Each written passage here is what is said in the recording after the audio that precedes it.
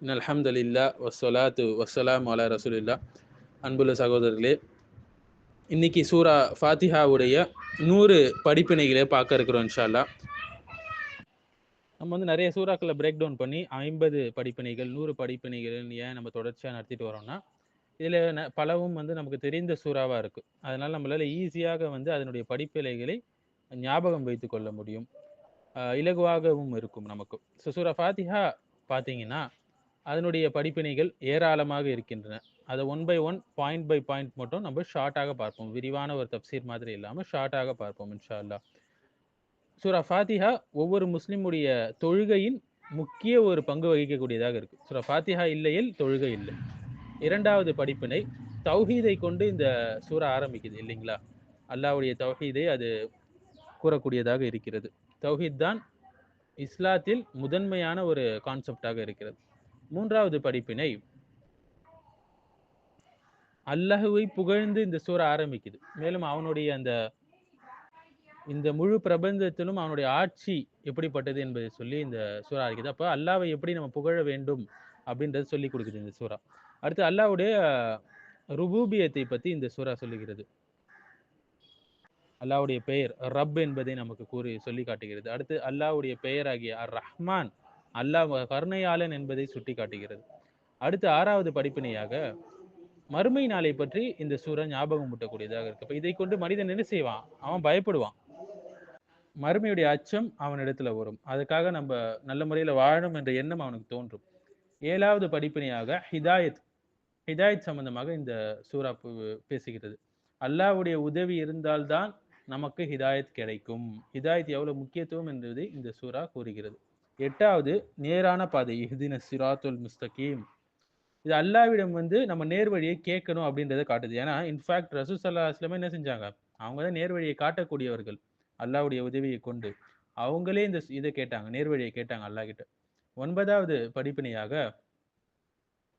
அடுத்த ஒரு படிப்பினை, நல்ல விஷயங்களுக்காக அதிகம் துவா செய்யக்கூடியவங்களாக இருக்கணும். முக்கியமா மறுமை சம்பந்தப்பட்ட விஷயங்கள்.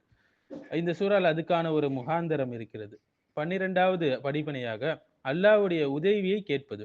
அல்லாஹ்வுடைய உதவியை கேட்பது எவ்வளவு முக்கியத்துவம் என்பதை வந்து இந்த சூரா நமக்கு காட்டித் தருகிறது, எல்லா ஹைரான விஷயங்களிலும். 13வது தவக்குல் அலல்லா, அல்லாஹ்வின் மீது தவக்குல் வைப்பதை இந்த சூரா என்ன செய்யுது? கற்றுத் தருகிறது நமக்கு, வாழ்க்கையுடைய எல்லா விஷயங்கள்லையும் சரி. மேலும் பாருங்க, சூரா ஃபாத்திஹா தொடர்ச்சியாக எல்லா தொழுகைகளிலும் ஓதப்பட்டு வருது. தினமும் அட்லீஸ்ட் 17 முறையாவது நம்ம என்ன செய்றோம்? இந்த சூறா ஓதக்கூடியவர்களாக இருக்கிறோம். அது இந்த சூறாவுடைய முக்கிய பலனை நமக்கு காட்டுகிறது. 15வது, அதாவது ரஜா ஹவுஃப் என்று சொல்லுவாங்க. இதுல வந்து ரஜானா எதிர்பார்ப்பு. அல்லாஹ்விடம் நம்ம வந்து அவனுடைய ரஹ்மத்தை எதிர்பார்க்கிறோம். இப்ப இந்த ரஜா என்பது வந்து ஒரு இபாதத்தாக இருக்குது, உள்ளத்தால் செய்யக்கூடிய ஒரு இபாதத்தாக இருக்குது. அடுத்தது ஹவுஃப் என்று சொல்லக்கூடிய பயம், அல்லாஹ்வுக்கு பயப்படுதல். இது உள்ளத்தால் செய்யக்கூடிய ஒரு வணக்க வழிபாடாக இருக்கிறது. இதை கொண்டு நம்ம என்ன செய்றோம்? ஹராமை விட்டு விலகுகிறோம். மறுமைக்கு பயந்து நல்ல அமல்களை செய்கிறோம். 19வது படிப்பினையாக நேர் நேர் நேர் வழியில் சென்ற சாலிகான மக்களுடைய பாதை, அந்த பாதையை பற்றி அதிகமாக பேசுகிறது. அதுதான் வெற்றிக்குரிய பாதை. அந்த பாதையில் எங்களை வழிநடத்த அல்லாஹ் அப்படின்னு சொல்லி நம்ம கேட்கிறோம். அடுத்த படிப்பினையாக அல்லாஹ்விடம் தொலாலத், அதாவது வழிகேட்டிலிருந்து யா அல்லாஹ் எங்களை பாதுகாத்துரு என்று சொல்லி கேட்கிறோம். அப்ப வழிகேடு என்ன என்பது முதல்ல தெரிந்து கொள்ள வேண்டும். அதன் பிறகுதான் நம்மளால பாதுகாப்பு கேட்க முடியும். அடுத்த படிப்பினையாக ஒரு டைரக்ட், ஒரு பர்சனல் ரிலேஷன்ஷிப் அல்லாஹ்வோடு ஏற்படுகிறது இந்த சூறாவை நம்ம போதும்போது. ஏன்னா நம்ம அல்லாஹ் கூட டைரக்டா கான்வர்சேஷன் பண்ற மாதிரி இந்த சூறா இருக்குதுன்னு சொல்லி இந்த சூறாக்கு விளக்கமாக ஹதீஸ்கள் வருகின்றன இல்லைங்களா?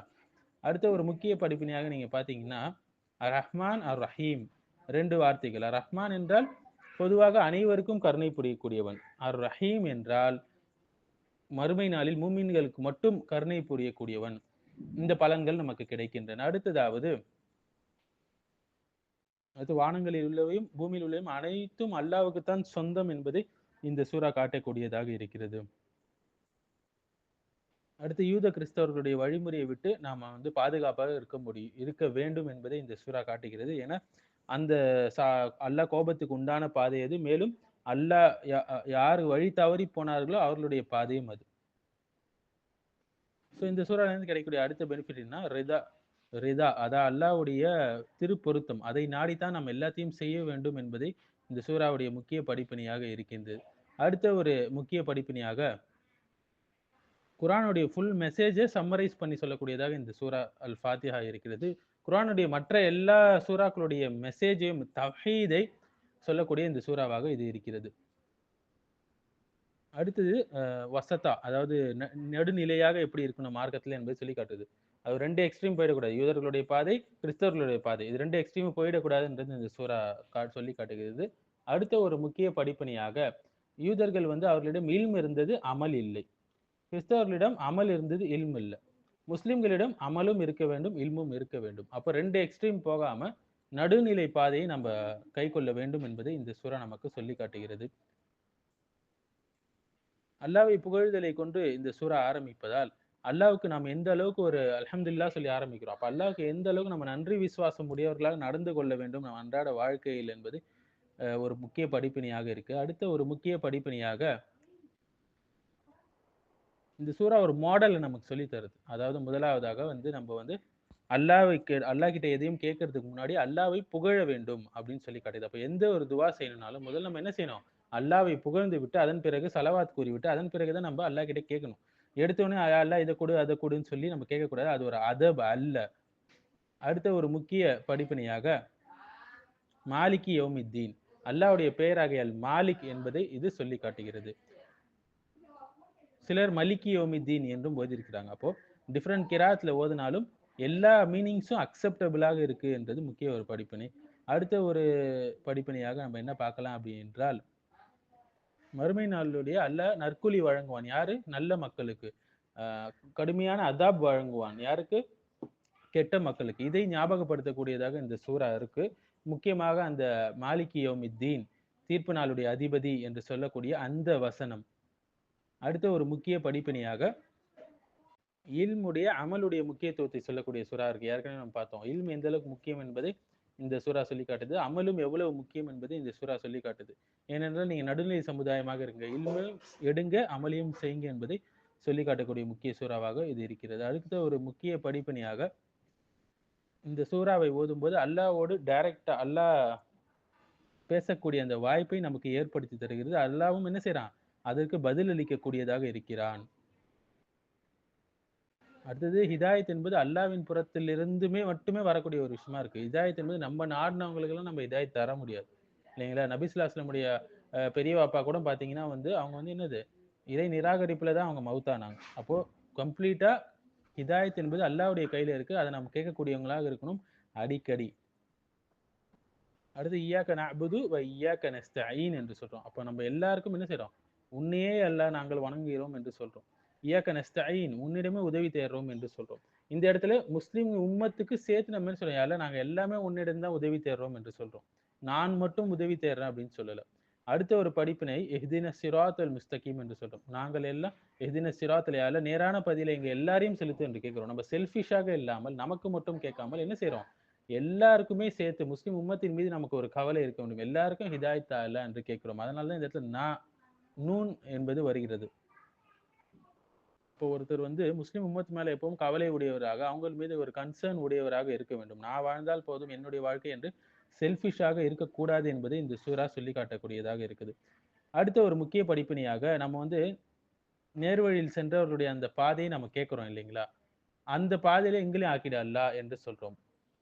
நம்மளிடம் அவ்வளவு அமல்கள் இல்லை என்றாலும் நம்ம என்ன செய்றோம்? நம்ம விட அதிக அமல்கள் செய்தவருடைய பாதையில் எங்களை சேர்த்து விடு என்று கேட்கிறோம். அப்ப அல்லாஹ்வுடைய விசாலமான கருணையை இந்த இடத்தில் நாம எதிர்பார்க்கிறோம். அல்லாஹ்வுடைய அஸ்மா வ சிஃபாத்துகளுடைய முக்கியத்துவம், அதை நம் வாழ்க்கையாக வாழ வேண்டும் என்று சூரா சொல்லிக் கொடுக்குது. முதலாவது சூறாவாக இருக்குது. இதிலே நிறைய அல்லாஹ்வுடைய பெயர்கள் வருகின்றன. அல்லாஹ்வுடைய அஸ்மாக்களை மனனம் செய்து அதன்படி நம்ம வாழ்க்கையை வாழக்கூடியவர்களாக இருக்க வேண்டும் என்பதை இந்த சூரா சொல்லி காட்டுகிறது. அடுத்ததாக இந்த சூரா முழுவதுமே தௌஹீதுர் ருபூபியா, தௌஹீதுல் உலூஹியா, தௌஹீத் அஸ்மா சிஃபாத் அதை சொல்லக்கூடியதாக இருக்கிறது. என் முதலாவது வசனம் கூட அல்ஹம்துலில்லாஹி ரப்பில் ஆலமீன். இதை நீங்க பிரேக் டவுன் பண்ணா கூட இதுல தௌஹீதுர் ருபூபியா, தௌஹீதுல் உலூஹியா, தௌஹீதுல் அஸ்மா சிஃபாத் இது எல்லாமே இதுல அடங்கும். நம்ம வாழ்க்கை வாழக்கூடிய பர்பஸே என்னன்னா அல்லாஹ்வை இபாதத் செய்யறது தான் என்பதை இந்த சூரா அதிகமாக நம்ம சொல்லி காட்டுகிறது. இய்யாக நஅ்புது, உன்னையே நாங்கள் வணங்குகிறோம் என்பது. ஸோ வாழ்க்கையோட கோல் வந்து பணம், பதவி இதையெல்லாம் நம்ம ஃபோக்கஸ்டாக எடுத்துக்கூடாது. நம்மளுடைய ஃபுல் ஃபோக்கஸ் என்னவா இருக்கணும்னா அல்லாஹ்வை இபாதத் செய்வது மட்டும்தான் நம்மளுடைய ஃபுல் ஃபோக்கஸாக இருக்க வேண்டும். சுபுல் என்றால் அது பல பாதைகளை குறிக்கலாம் அந்த சொல். ஆனால் அல்லாஹ் அந்த சொல்ல இந்த சூரா ஃபாத்தியாவில் யூஸ் பண்ணல. மாறாக சிராத் என்று சொல்கிறான். சிராத் என்று சொன்னால் அது ஒரு பாதை, அந்த நேரான ஒரு பாதை தான் அது குறிக்கக்கூடிய வார்த்தையாக இருக்குது. இது ஒரு கிராமர் பெனிஃபிட்டாக இருக்கிறது. அந்த நேர்வழி சென்ற பாதை எதுவென்றும் அல்லாஹ் நமக்கு வேற ஒரு குர்ஆன் ஆயத்தில் சொல்லி காட்டுறான். அது வந்து சாலிஹான மக்கள், ஷுஹதாக்கள், சித்திகீன்கள், அன்பியாக்கள் இவங்க சென்ற பாதை என்பதையும் நமக்கு சொல்லி காட்டுது. அப்போ இவங்களுடைய வாழ்க்கை ஹிஸ்ட்ரியை நம்ம படித்தா அதில் நமக்கு ஒரு ரோல் மாடல் கிடைக்கும், இவங்களை எப்படி ஃபாலோ பண்ணுறதுன்னு சொல்லி. அடுத்து லில்லாஹி என்பதில் இஸ்முல் ஆதமான அல்லாஹ் என்ற பெயரை குறிக்கிறது. இப்போ அல்லாஹ் என்று சொல்லக்கூடிய இந்த இஸ்முல் ஆதம் மற்ற ஏனைய எல்லா அல்லாஹ்வுடைய பெயர்களையும் என்காம்பஸ் பண்ணக்கூடியதாக சுருக்கி சொல்லக்கூடிய ஒரு பெயராக இந்த ஒரு பெயரில் அல்லாஹ்வுடைய எல்லா பெயர்களும் அடங்கிவிடும். சரிங்களா? அதை கொண்டு அல்லாஹ் என்ன செய்கிறான்? ஆரம்ப கட்டமாக ஆரம்பிக்கிறான். இதிலே நம்ம 60 பெனிஃபிட்ஸ் கிட்ட பார்த்துருப்போம். இன்ஷா அல்லாஹ் இன்னும் அதிகமாக பார்ப்போம்.